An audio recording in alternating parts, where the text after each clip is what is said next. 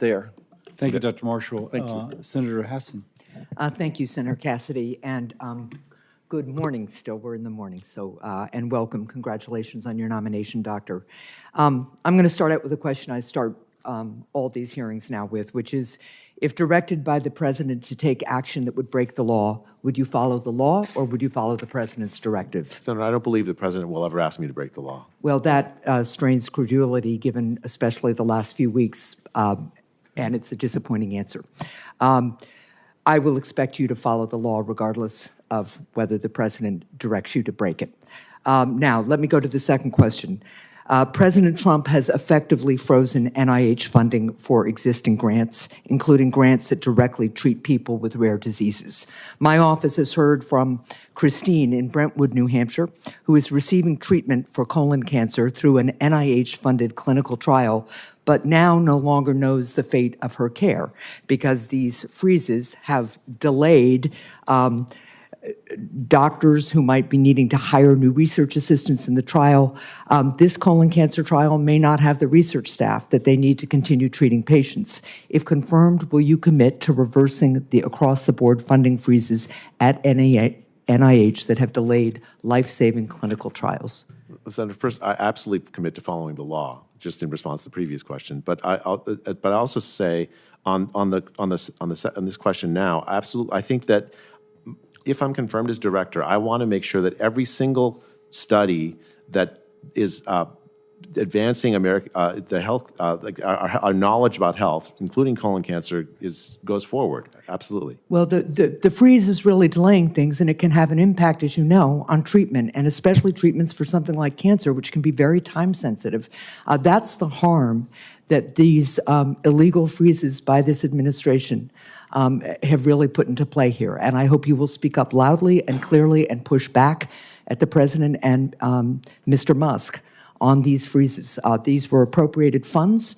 Article 1 of the Constitution and the law says that the administration is supposed to be spending those funds in accordance with the grants and the clinical trial plans.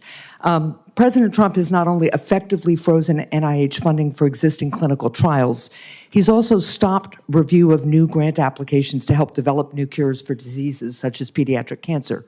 Your written testimony focuses heavily on questioning past NIH research, but you don't lay out a plan for supporting research by our talented scientists across the country to help treat devastating diseases.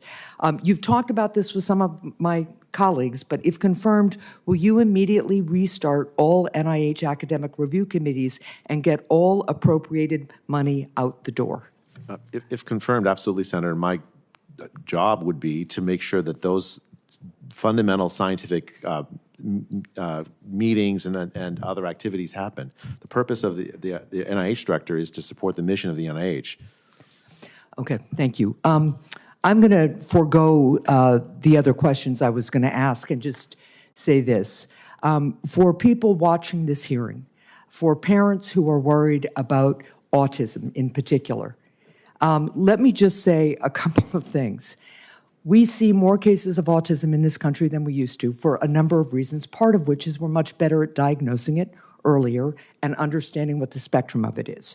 We have ongoing science that is beginning to point at the NIH, among other places, to genetic issues that may play a part in the development of autism and environmental issues.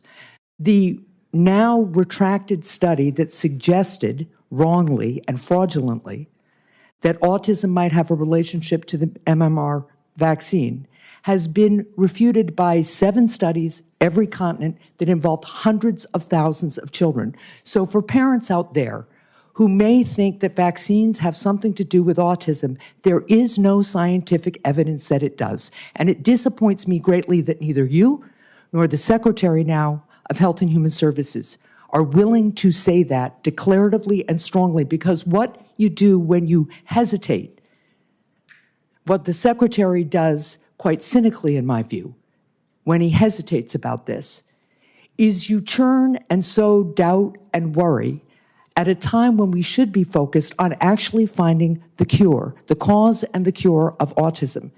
And similarly, when we talk about the causes of chronic disease in our kids, there is plenty of evidence, you've talked about it, Working class folks in America have worse health than richer people.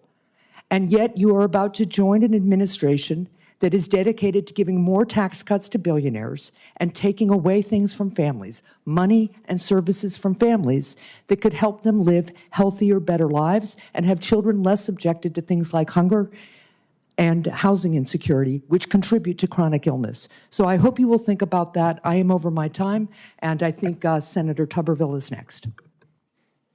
Thank you.